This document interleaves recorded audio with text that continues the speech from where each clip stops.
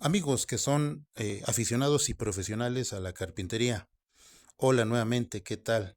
Pues aprovechando que sigo en la ciudad de Puebla y que a diferencia de mi ciudad donde vivo y donde tengo el taller, que es Jalapa, Veracruz, a diferencia de estas dos ciudades que tienen un nivel de humedad ambiental muy diferente. Jalapa es una ciudad mucho más húmeda a nivel ambiental que Puebla.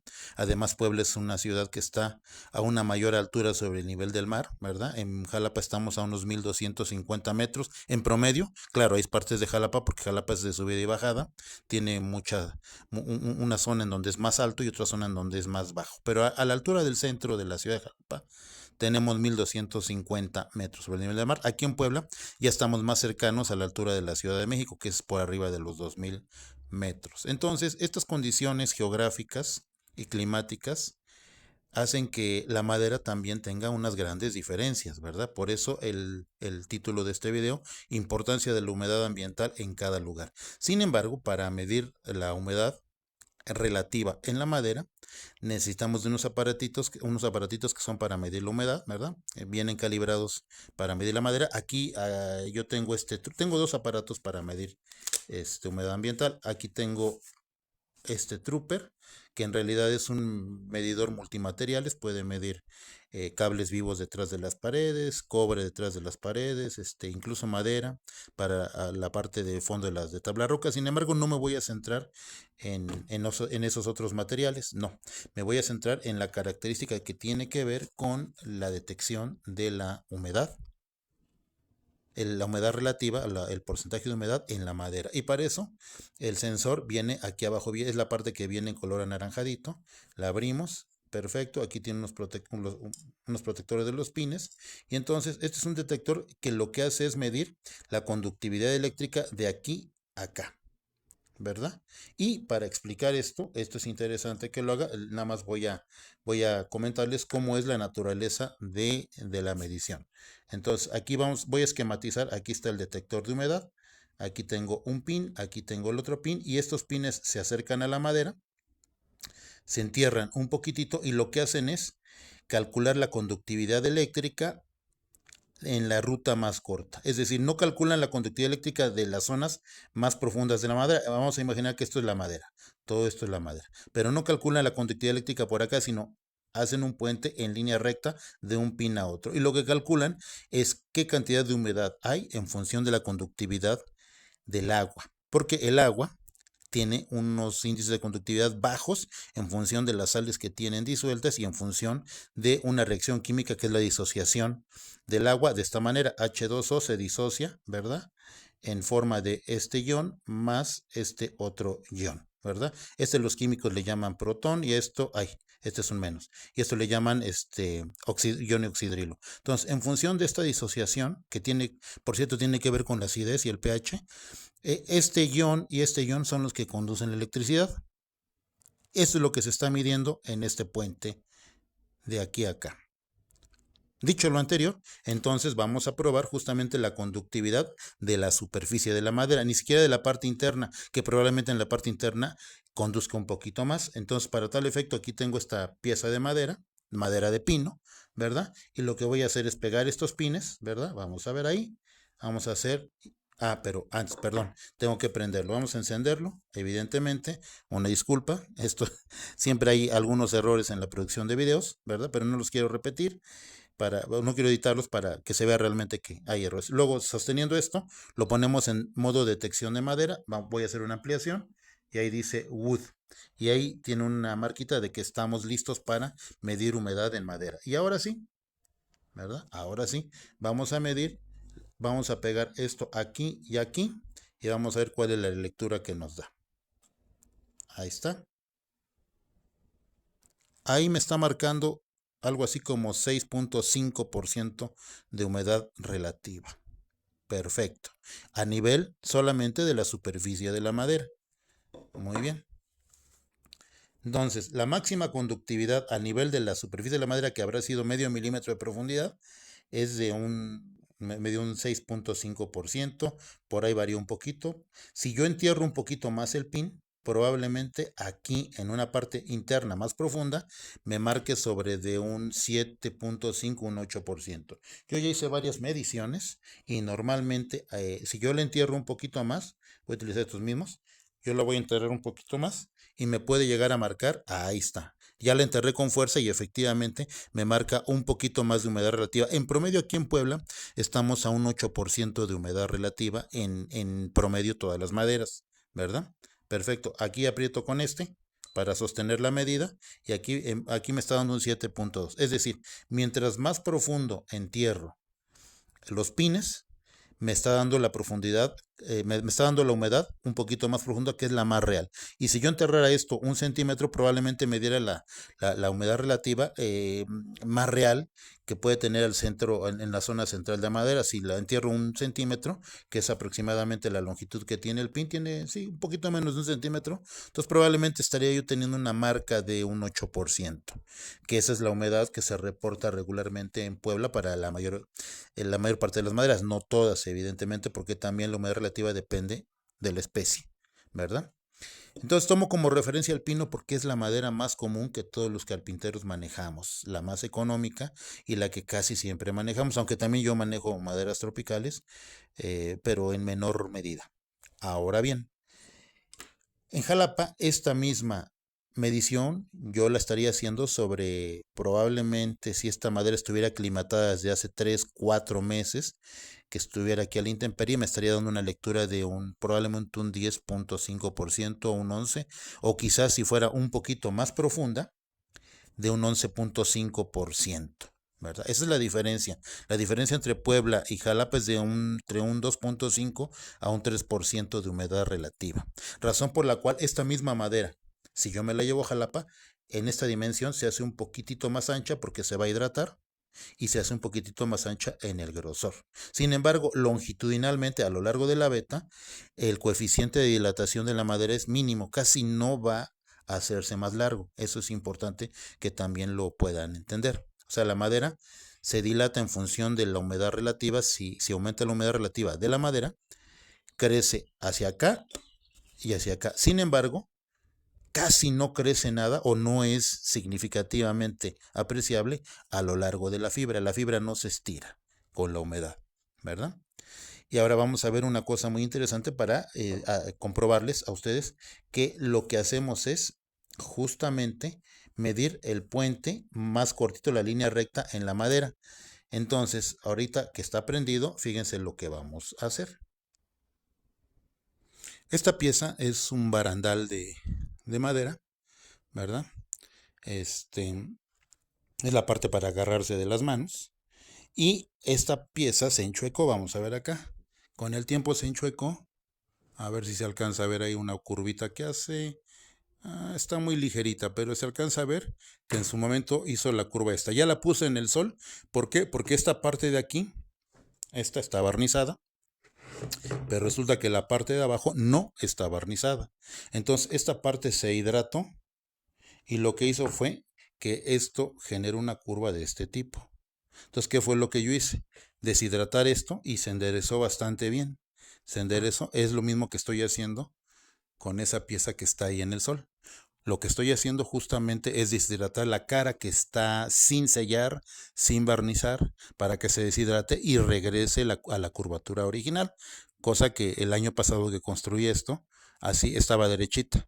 Y cuando regreso un año después aquí a este domicilio en Puebla, resulta que ya tenía curva. Y la curva se debe a que se hidrató la cara de la madera que estaba al aire. Y en los días de lluvia, como han sido días pasados, que han sido lluvias muy muy intensas, esta pieza se hidrata. Lo que estoy haciendo ahorita es deshidratarlo un poquito porque voy a rearmar la escalera. Bueno, entonces, ¿qué es lo que voy a hacer? Justamente con el medidor vamos, ya tuve esto un rato al sol, ¿verdad?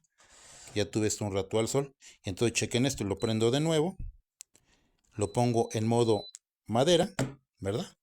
Y vamos a medir ahora la humedad aquí. Ya pegué los pines y chequen esto.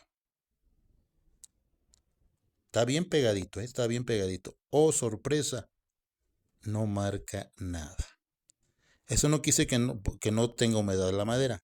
Eso lo que está significando aquí, ¿verdad? Es que con lo que estoy poniendo los pines ahí, que es a medio milímetro de profundidad de la superficie, probablemente, quizá menos de medio milímetro, lo está tocando. Eso quiere decir que esta cara está completamente deshidratada, razón por la cual se enderezó la madera.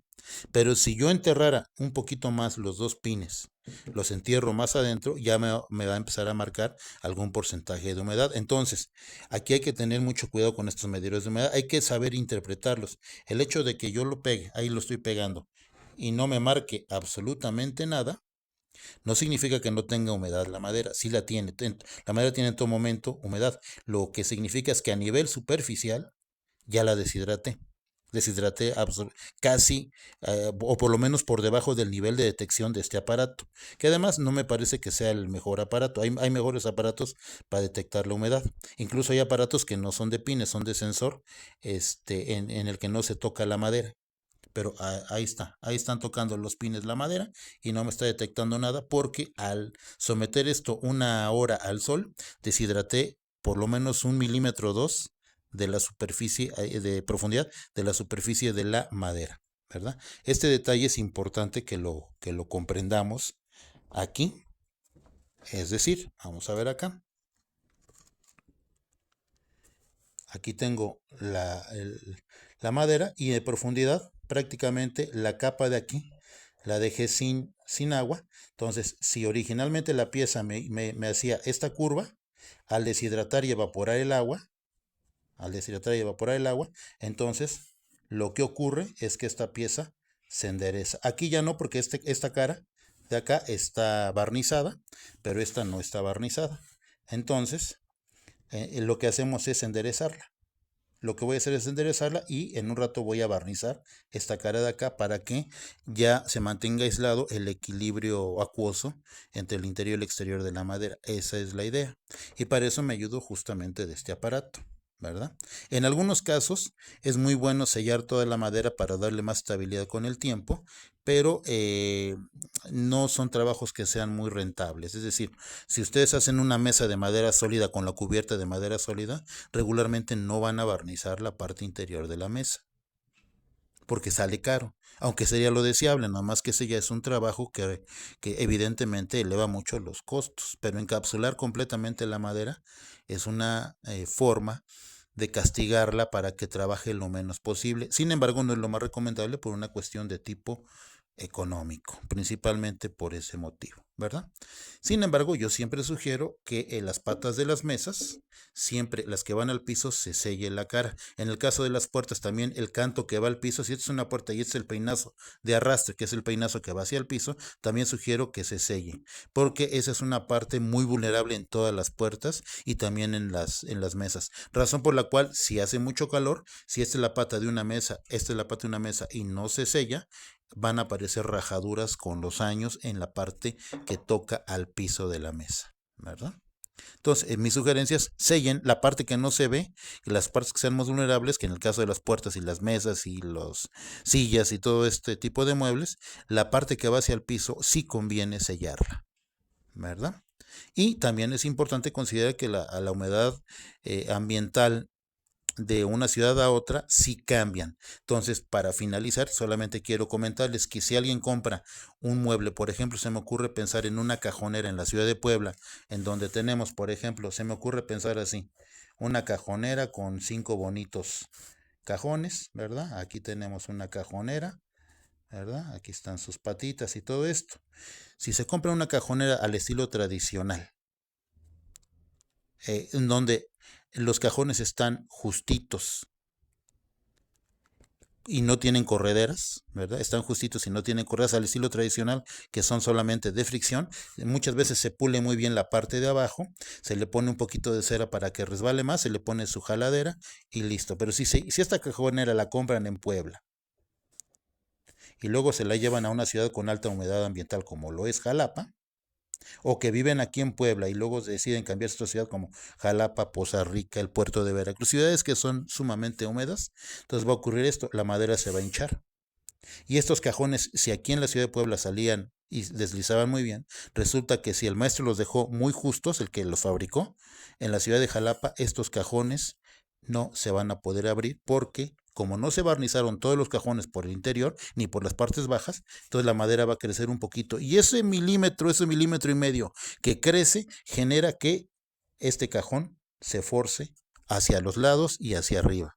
Y entonces ahí es donde vienen los daños terribles en muebles de madera sólida. En cambio, puede ocurrir al revés. Si esta cajonera fue construida en Jalapa, y llevamos este mueble a que se aclimate para Puebla, lo que va a ocurrir es que puedan aparecer rajaduras o que esta cajonera se haga muy floja y muy guanga y tenga demasiado juego hacia los lados, que eso en general en su funcionalidad no le afectaría, ¿verdad?